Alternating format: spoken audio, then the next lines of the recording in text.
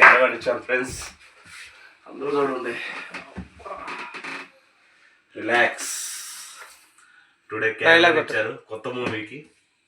వేరే movie start అవుతుంది. Already 3 days నుంచి క్యారవాన్ ఇస్తూనే ఉన్నారు. ఇంకా 10 days ఉంది. ఆ 10 days దాకా ఈ క్యారవాన్ ఇగో ఏసీ ఇడ్జుబెట్టు